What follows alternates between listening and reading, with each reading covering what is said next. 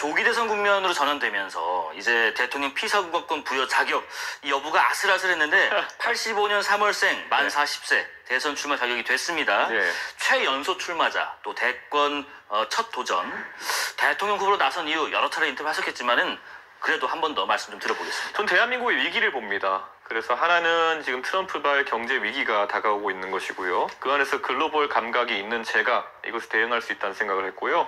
한편으로는 중국과의 과학기술 경쟁이나 이런 것이 격화되고 있습니다. 네. 그런데 이공계 출신이고 실제 과학기술에 대해서 많은 지금 관심과 그런 이해를 보여왔던 제가 지도자 역할을 해야지 이 두 가지 위기를 돌파할 수 있다. 그런 생각을 하고 있고요. 네. 40대가 젊은 나이라고 이제 생각해서 만약 주저하시는 분이 있다면은 글쎄요, 전 세계의 주요한 우리가 이름을 기억하는 지도자들은 40대 때 전부 다 권력의 자리에 가가지고 크게 국가를 변화시킨 사례들이 있습니다. 예를 들면 누구죠? 대한민국의 박정희 대통령 좋아하시는 분들이 있을 텐데 박정희 네. 대통령도 40대 때 정치의 일선에 등장하셨고요. 토니 블레어 총리, 네네. 예, 캐머런 총리, 그 외에도 트리도 총리, 그리고 잘 아시는 것처럼 케네디 대통령, 예. 그리고 오바마 이런 사람들이 전부 다 40대 때 정치 일선에 가서 큰 변화를 만들어낸 사람이고요. 마크롱 대통령은 30대 후반에 됐죠. 그렇죠. 그러니까 저는 결코 젊은 나이, 어린 나이가 아니라 이제 일할 수 있는 그리고 큰 변화를 만들 수 있는 적절한 나이대에 들어왔다. 이렇게 말씀드릴 수 있을 것 같습니다. 나이까지도 트렌드 하시네요, 그러면은. 예. 젊다는 것 말씀하신 것처럼 아주 장점이 될 수 있지만 또 단점이 될 수 있다는 우려도 일부 있고 또 하나가 이준석 후보 특유의 그 톡 쏘는 맛 때문에 이런 부분에 좀 우려하는 분도 있어요. 예를 들면 최근에 그 자당의 네. 함익병 선대위원장께서 매력은 있는데 좀 순화하겠습니다. 싹수가 없다라는 식으로 평가하셨는데 이 평가는 무슨 의미인가요? 그게 저희 개혁신당의 자유로운 분위기입니다. 예. 우리 선대위원장이 후보에 대해서 이야기할 때도 자유롭게 이야기할 수 있고 거기서 어느 누구도 타박하지 않고 이런 분위기가 젊음의 분위기다 저는 이렇게 생각하고요. 네. 실제로 행위라는 것을 봤을 때 결국 결기 있음 또는 바른 말을 함 이런 것들은 기성세대의 관점이나 기득권의 관점에 봤을 때는 싸가지론에 들어가기가 쉽습니다. 네. 냉정하게 말하면요. 예전에 우리 노무현 대통령을 좋아하시는 분들이 또 많은데요. 저도 노무현 대통령을 좋아합니다만 노무현 대통령이 과거에 전두환 대통령에 대해 가지고 강하게 청문회에서 묻고 이럴 때 명패를 집어던진 행위나 이런 것들은 예. 외견상으로는 굉장히 싸가지론에 들어갈 만한 행동이지만은 그거야말로 올바른 행동이었거든요. 저는 그렇기 때문에 국민들이 바라는 그런 속시원한 행동을 하는 것 자체가 싸가지론에 들어간다 할지라도 저는 그런 것들을 하겠다. 윤석열 정부가 초기부터 잘못되어 가고 있을 때 아니 후보 시절부터 잘못했을 때 저는 자신 있게 그것을 지적했고 그리고 제가 가장 강렬하게 제 행동으로서 저는 할 말을 했습니다. 네. 그게 그 당시에는 아니 왜 당대표가 저렇게 후보랑 잘 못 지내냐 아니면 대통령이 됐는데 좀 도와줘야 되는 거야 이런 얘기 하신 분이 있겠지만은 지금 계엄과 이런 걸 겪어보면은 그때 이준석이 하려고 했던 행동이 정말 나라 사랑해가지고 어떻게든 저 천방지축의 후보 또는 나라를 잘못된 방향으로 이끄는 대통령을 막아보려고 했던 거구나. 그 와중에 또 어떤 상처를 입고 제가 정치에서 많이 얻어맞았는지 다 알고 계시지 않습니까? 그러니까 저는 이런 것의 행동에 대해 가지고 떳떳하고 앞으로도 오직 대한민국의 국익 하나만 놓고 제 행동을 판단하지 뭐 윗세대에 잘 보이고 이런 것들 사실 이런 거는 그렇게 중요한 게 아니다 생각합니다. 네, 그때도 뭐 기억납니다. 아침에 일찍 일어나시라, 나가서 인사를 하시라, 뭐 그런 얘기도 많이 하셨었죠. 예. 최근 여론조사 좀 보겠습니다. 오늘 나온 갤럽 여론조사입니다. 쭉 보시면 우리나라를 이끌어갈 정치 지도자, 장래 대통령감에 대해서 물었습니다.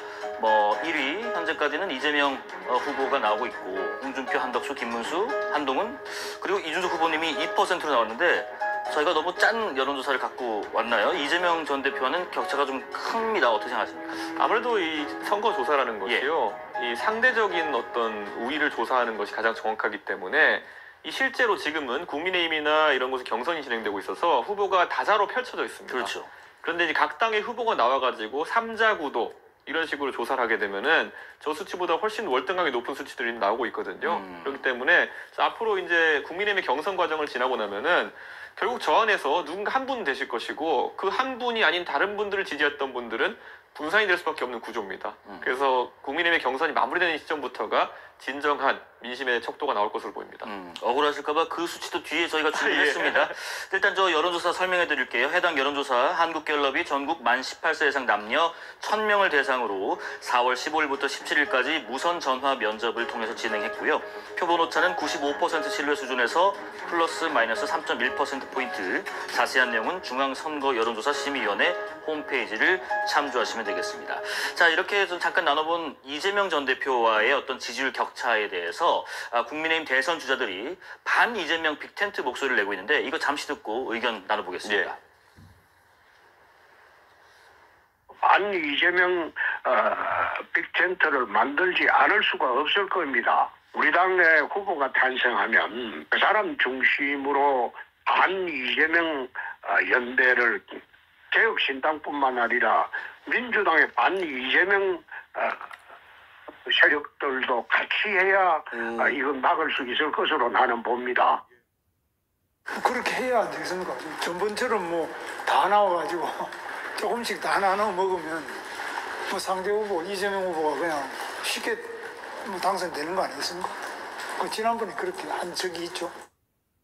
제가 이제 체제 전쟁이라는 말씀을 드렸습니다. 그렇죠, 예. 그러니까 우리 대한민국의 미래를 위해 한다면 우리가 많은 결단을, 많은 상상을 해봐야 된다. 그리고 때로는 결단해야 된다.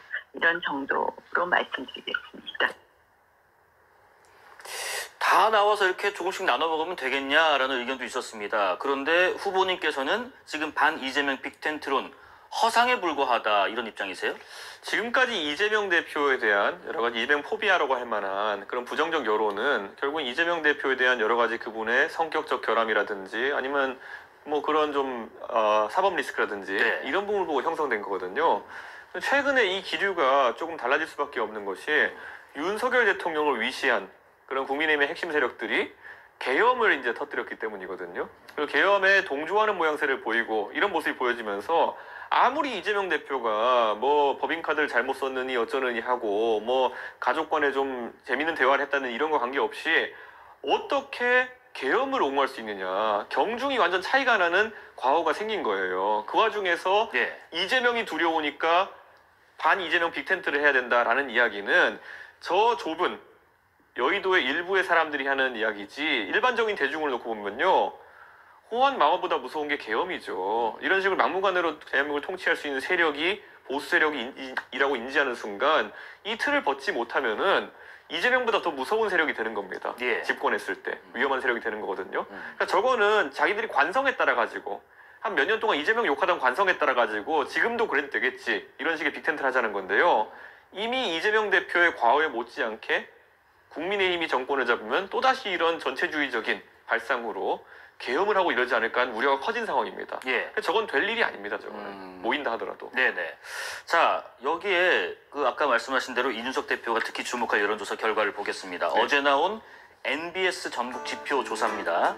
자, 가상 3자 대결 해봤습니다. 이재명, 김문수, 이준석 해봤더니 이런 결과. 이재명 45, 김문수 22, 이준석 9. 그리고 없다 모른다 무응답도 꽤 높은 수치인데 다음으로 이재명, 홍준표, 이준석 이렇게도 한번 보죠. 보시면 45, 24, 7 이렇게 나와 있는데 어떻습니까? 조금 있으면은 두 자릿수 집계 나오나요? 제가 동탄에서 선거를 뛰었을 예. 때요. 사실 제가 마지막 한 일주일 앞두고까지 20% 지지율이 나왔습니다. 예. 나중에 결국 양당에서 답을 찾지 못했던 한 20% 가까운 무당층이 얹히면서 제가 42%로 당선됐거든요. 그렇기 때문에 지금까지 마음을 정하지 못하시는 모른 무응답 중에 상당수가 나중에 제가 적절한 비전을 제시한다면은 결국에는 개혁신당 지지로 돌아올 수 있다. 이런 생각을 하고 있고요. 예. 지금 확실한 것은 국민의힘이 계엄 이후에 어떠한 반성적인 언사나 조치가 없는 상황 속에서 이번 대선을 양자 구도로 이길 수는 없다는 겁니다. 그렇기 때문에 오히려 이기기 위해 가지고는 3자 구도에서 계엄과도 무관하고 그리고 이재명 대표 같은 사법 리스크에도 무관한 개혁신당의 저 이준석이 더 두각을 드러내야 된다 이런 생각하고 있습니다. 예. 그래서인가요? 지금 국민의힘 홍준표 경선 후보는 이렇게 말합니다. 잠시 해당 여론조사에 대해서 설명드려야죠. 죄송합니다. 엠브레인 퍼블릭, K스텔 리서치, 코리아 리서치 인터내셔널 또 한국 리서치가 전국 만 18세 이상 남녀 1,001명을 대상으로 14일부터 16일까지 무선 전화 면접을 통해서 진행했고요. 표본 오차는 95% 신뢰 수준에서 플러스 마이너스 3.1%포인트. 자세한 내용은 중앙선거 여론조사 심의위원회 홈페이지를 참고하시면 되겠습니다. 자, 홍준표 후보가 나는 이준석 좋아한다. 엑설런트다. 그분 표현을 빌릴게요. 이재명 이기려면 준석이를 품어야 한다. 지금 보시는 것처럼 이렇게 얘기했습니다. 여기에 답변을 하신다면요? 그러니까 제가 무슨 뭐 알도 아니고 뭘 품는다는지 자꾸 얘기하시는지 모르겠는데요. 많은 국민들이 모르는 사람이 없을 겁니다. 국민의힘에서 제가 당대표로서 박근혜 탄핵 이후에 처음이자 마지막으로 전국 단위 선거를 이긴 당대표인데 그 업적을 가진 사람을 얼마나 더러운 과정을 통해 가지고 이렇게 쫓아낸지 알고 있을 겁니다. 제가 오늘은 어떤 언론에 격하게 표현하기로 해가지고 그때 예. 사실 이준석한테 극단적 선택하러 떠민 거 아니냐 이런 얘기까지 했습니다. 왜냐하면 제 집 앞에 와가지고 맨날 이 스피커 켜고 아침에 저희 집 앞에 초등학교가 옆에 있어 초등학생 등교하는데 마이크 잡고 이준석은 성상납 받은 놈입니다 그러면서 초등학생 여러분 아십니까 막 이런 거 했던 사람들이거든요.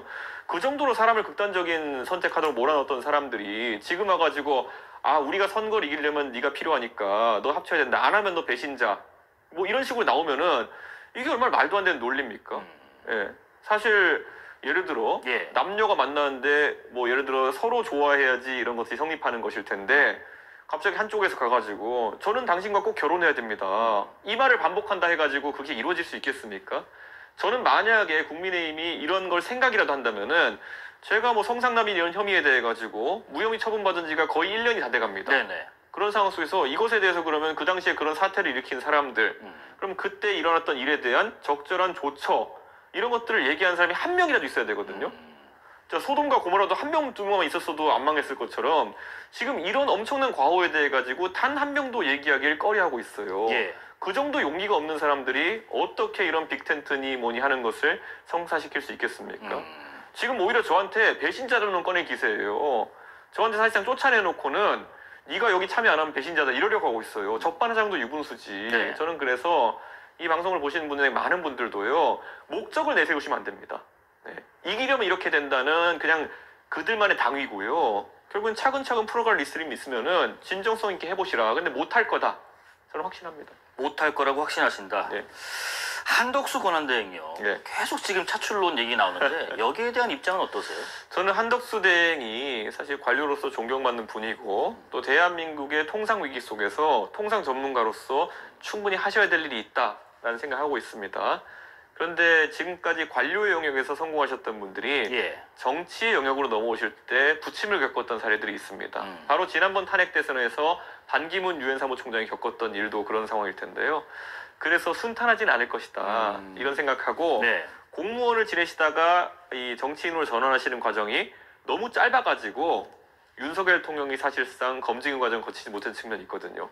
근데 그때 윤석열 대통령도 한 6개월 정도는 사실상 그 정치인 생활 하셨는데 지금 만약에 내일 총리를 그만두시고 정치 선언을 하신다 하더라도 한 달 반 남짓의 기간 동안에 한덕수 총리에 대한 그런 정치인으로서의 검증이 완벽하게 되기는 어려울 것이다. 그래서 하필이면은 정치인으로서의 탈바꿈에 실패한 윤석열 대통령의 파면으로 이루어진 선거에서 너무 급작스럽게 전환하시는 한덕수 총리에 대해 가지고 의구심을 사람들이 거두기는 어려울 것이다. 저는 그래서 좀 부정적으로까지는 아니지만은 쉽지 않을 거라는 생각을 합니다. 알겠습니다.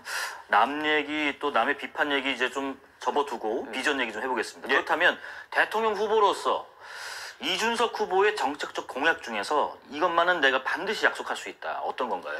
앞으로 조기 대선에서 많은 후보들이 굉장히 포퓰리즘적인 공약을 유권자들께 말씀드릴 겁니다. 뭐 25만 원 주겠다부터 시작해서 별의별 얘기가 다 나올 건데요. 대한민국의 지금 위기라는 건요. 일반적인 봉급 생활자가 가처분 소득, 그러니까 내가 쓸 수 있는 돈이 굉장히 줄어들었습니다. 세금 빠지고 그 다음에 국민연금하고 건강보험료, 국민연금 이미 올랐죠. 그리고 거기에 더해가지고 이제 주택담보대출 같은 것들 몇 년 전에 비해가지고 금리가 많이 올랐습니다. 그렇습니다.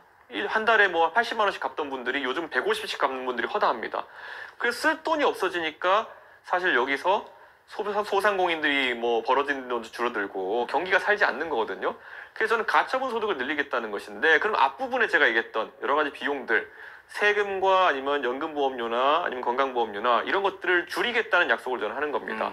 그 줄인다는 거는 예. 우리 국민들께 저는 제시할 겁니다. 사실상의 그러니까 감세를 하는 대신에 지난 10년간 무분별하게 늘어났던 복지에 대해 가지고 재구조화를 하자.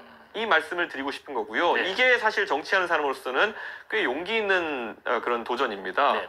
왜냐하면 지금까지 복지가 늘어났던 것을 줄이는 것은 선거에서 필패다라는 그런 이야기를 하는 분들이 많거든요. 우리가 늘 봤던 걸 익숙하게 봤던 걸 또 못 받으면 마음이 또 그렇거든요. 근데 대한민국의 미래를 위해 가지고는 누군가 이런 얘기를 해야 된다는 절박함이 저에게 있습니다. 그래서 앞으로 건강보험의 측면에서도 아니면 보험 어떤 사회복지의 측면에서도 우리가 줄일 것들은 많이 줄여야 된다. 예. 지금 보면요, 대한민국에 사실 논리적으로 납득이 안 가는 지원금이나 아니면 이런 복지들이 많아요. 예를 들어 지금 일부에서는 성매매 피해자 지원금 같은 것들도 운영하고 있습니다. 예. 성매매 피해자, 성매도 하신 분들 얘기일 텐데요. 뭐 감금이나 납치를 당해가지고 그런 일에 종사하시게 되셨다면 당연히 그분들을 치유하기 위한 아니면 뭐 어떤 다독이기 위한 자금이 지원될 수 있겠지만은 실제로 지원금들이 그런 분들한테 돌아가고 있지는 않다는 얘기가 많습니다. 예, 자발적으로 그런 행동을 하신 분들에게도 지원금이 돌아가고 있다는 얘기가 나오는데 저는 그런 것들은 굉장히 세수가 줄줄 새고 있는 것이다. 이런 말씀을 드리고요. 네네. 건강보험 같은 경우에도 과거 문재인 정부 시절에 문재인 케어라는 걸 통해 가지고 굉장히 풍선처럼 부풀어 났습니다. 그런데 이런 것 중에 이미 좀 축소하려는 노력들이 있긴 하지만은 전 세계에서 MRI를 이렇게 많이 찍도록 하는 나라도 없을 겁니다. 근데 이 MRI에 대한 건강보험료 적용이 확대되면서 이 비용만 해도 연간 상당한 규모로 지금 부담하게 돼 있는 거거든요. 예. 전 이런 것들은 국민들께 제시할 겁니다. 우리가 합의를 통해 가지고 이런 부분 좀 줄여야 되지 않겠냐. 예를 들어 MRI나 아니면 추나요법이라든지 뭐 이 확대된 것들 중에서 필요한 것도 있고 아닌 것도 있을 텐데 한번 줄여보자. 네. 그래서 건강보험료를 좀 낮춰보자. 이런 이야기를 드리고 싶은 겁니다. 복지의 재구조화를 이룩해내겠다는 약속을 하셨습니다. 예. 최근에 그 외신과 인터뷰 잘 봤습니다. 예. 지금 미국발 관세 압박이 거세지고 있고 대통령이 되시면 이 트럼프 대통령 잘 상대할 자신이 있는지가 궁금해요. 벌써부터 우리가 동맹국인에도 불구하고 이렇게 예. 좀 난처한 상황을 겪고 있거든요. 트럼프 대통령이 이제 집권하면서 위기가 가속화되고 있습니다. 그런데 여기에 대해서 실제 협상을 하려면은 그 지도자와 지도자 간에 어떤 라포를 형성하고 이런 것들도 굉장히 중요하거든요. 트럼프 대통령과 제가 공유할 수 있는 지점도 있고요. 그러니까 아이비리그라는 미국의 유명 사립대에 다닌 사람들끼리 형성할 수 있는 그런 것도 있고요. 한편으로는 예. 언어 면에서도 제가 자유롭게 소통이 가능한 아마 대한민국의 첫 대통령이 될 수 있을 것 같습니다. 그러면은 이게 과거와의 외교와는 좀 다른 국면이 펼쳐질 겁니다.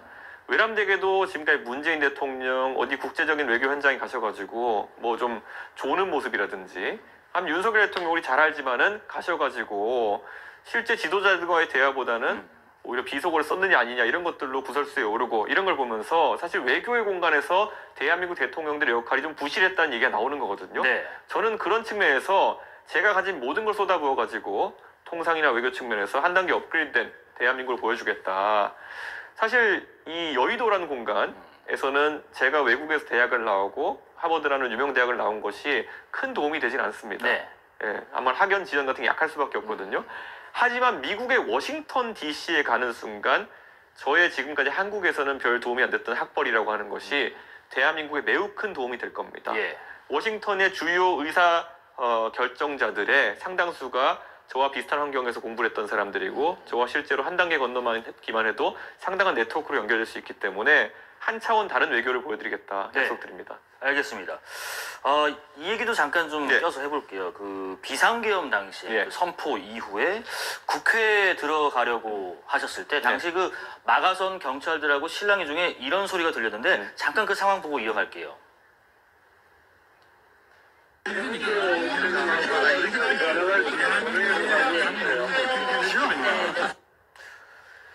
이 시끄러 임마 이렇게 하셨는데 담 넘자라고 했을 때 이게 누구에게 어떤 의도로 하신 말씀인가요? 저희 뭐 저랑 원래 굉장히 오래전부터 형제처럼 지낸 비서관이 지금 천하람 의원실에 있습니다. 아, 네네. 그 비서관이 저에게 담을 넘자고 하는 것인데 저 시점은 1시가 지난 시점이었습니다. 그렇기 때문에 표결이 완료된 시점에 이제 넘어가자고 하는 것이지 그럴 필요는 없다. 왜냐하면 국회 본회의장에 있는 의원들과 제가 소통하고 있었거든요.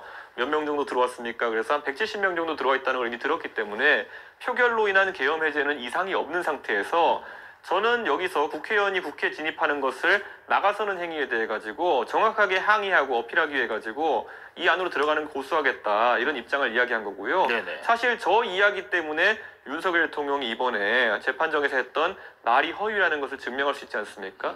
저는 저런 그 공식적인 행보들을 가져가는 것이 항상 굉장히 중요하다 생각하고 제 권리와 의무에 해당하는 것이다. 국회의원으로서 그런 네네. 생각을 합니다. 네. 저는 뭐 저 영상에 대해서 많은 분들이 얘기하시지만은 비슷한 상황이 반복되어도 저는 저런 공식적인 대처를 할 것이다 말씀드립니다. 알겠습니다. 지난 20대 대통령 선거 당시에 그 선거운동 양상을 보면요. 호남에 굉장히 공을 들이셨었는데 이번 대선에는 어떻게 호남에 소구하실 계획이신지?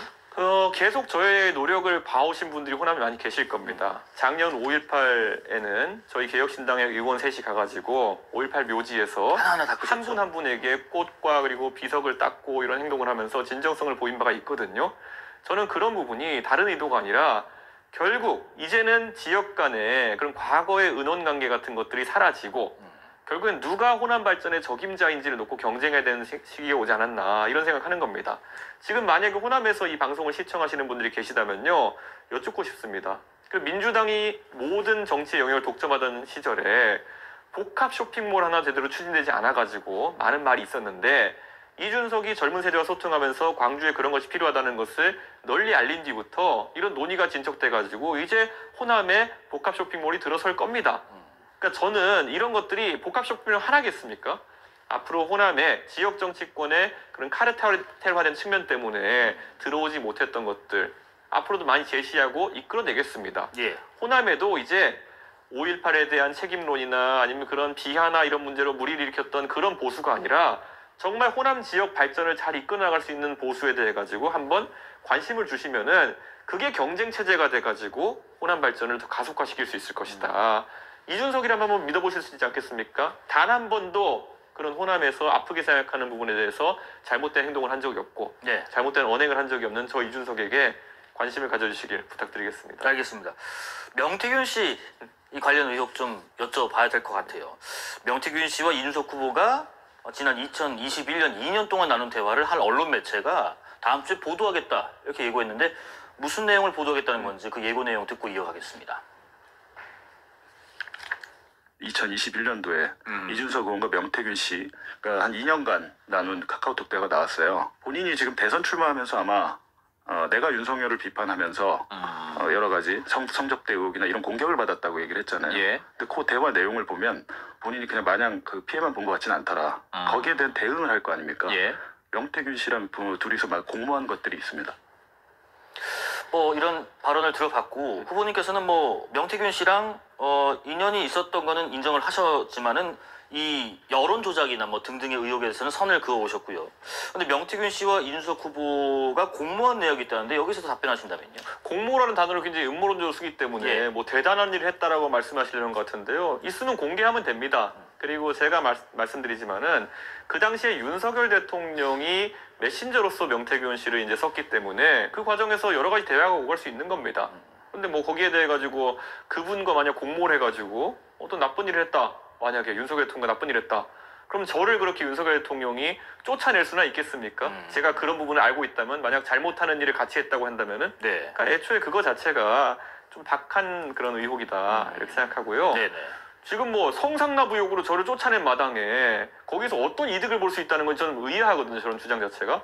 방금 손해만 본 건 아니다라는 얘기를 하는데요. 성상납 의혹으로 당대표를 쫓겨나는 과정 중에서 이준석이 볼 수 있는 이득이 있을까요? 그러니까 저는 2년간 나눈 대화 이런 것들이 자극적인 얘기지만요. 어떤 얘기가 있는지 한번 공개해 보시죠. 예. 일단 공개되는 거 전혀 지금 거리낄 게 없다는 예. 말씀하셨고 하나만 더요. 21년 그 국민의힘 당대표 1위 여론조사 결과가 있었는데 이게 발표 하루 전에 인터넷에서 정확하게 발표 시간까지 예고를 하시면서 여론조사 결과를 미리 받아본 거 아니냐 이런 논란이 있었는데 지금 관련 영상은 나오고 있어요. 1위 할 거 알고 말씀하신 건가요? 여론조사 결과는요. 예. 미리 알게 되는 경우가 허다합니다.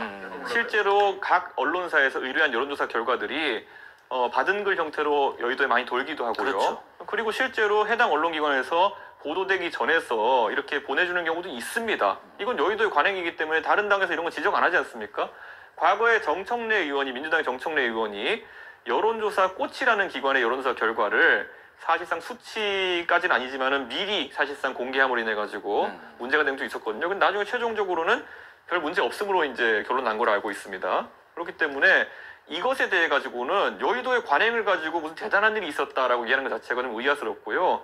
저 여론조사 결과라고 하는 것은 공표 시점 같은 경우에는 미리 이미 알려져 있는 겁니다. 저 조사가 매주 하는 조사이기 때문에 공표 시점은 항상 똑같습니다. 알겠습니다. 명태균 씨 관련 내용은 여기까지 여쭤보고요. 예. 언론하고 상당히 잘 지내시는데 예. 언론관에 대해서 좀 여쭙고 싶어요. 이틀 전에 그 권성동 국민의힘 원내대표가요.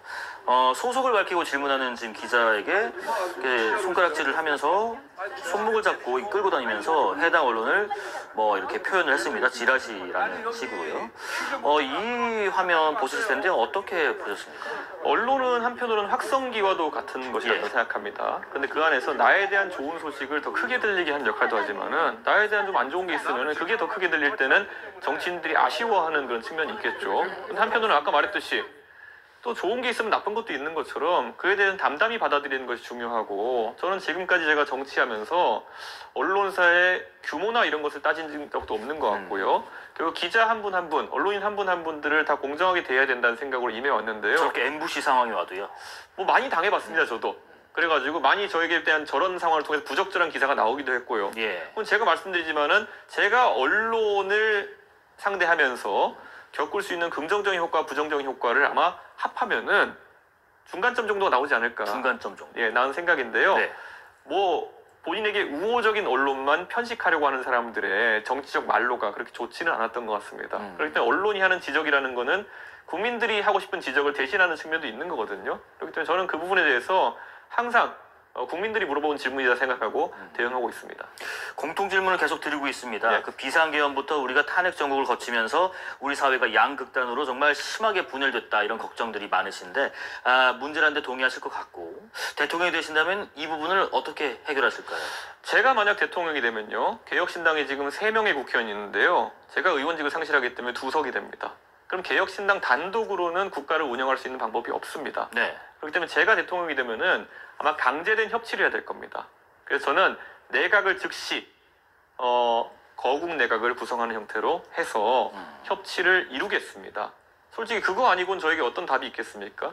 그러니까 한 번쯤은 이렇게 강제된 협치 상황으로 투자해 주시는 것도 국민들께서 바라시는 그런 더 화합된 대한민국, 그리고 진영에 따라 갈려가지고 거부권이니 아니면 뭐 제2결이니 이런 강행 처리의 과정 속에서 공전되지 않는 그런 정치권을 만들어 주셨으면 하는 네. 생각입니다. 한 가지만 보충 질문 드려볼게요. 예.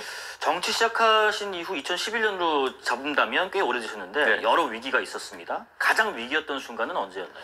저는 윤석열 대통령에 의해 가지고 정말 인간적인 모욕을 당하면서 당대표에 쫓겨났을 때, 저에게 아까 제가 좀 과격하게 표현했지만은 사실 보수 유튜버들, 극우 유튜버들 이런 쪽에서 거의 뭐 저를 극단적 선택으로 내몰았던 것이죠. 그런데 그랬던 사람들에게 상당한 모멸감을 느끼면서도, 자, 젊은 정치인들이 기득권과 싸우기 해가지고 겪어야 되는 것이 이런 거라면은 내가 돌파해내겠다. 그래야 내가 밟은 눈 위에서 그 길이 뒤에 쫓아오는 다른 젊은 정치인들이 제 발자취를 보고 따라올 수 있는 길이 되지 않겠느냐. 예. 내가 여기서 뭐 나 정치 안 해도 돼 이러면서 그만두거나 아니면 쓰러진다고 한다면은 뒤에 그들이 밟아서 올 눈밭에 길이 사라지는 것이다. 이걸 답설이라는 시에서 항상 보는 내용인데 네. 그런 생각으로 버텨왔습니다. 상당히 고통스러웠지만 어떻게 보면은 거쳐 나가야 되는 통과 의례로 생각을 하셨다라고 이해를 하겠습니다.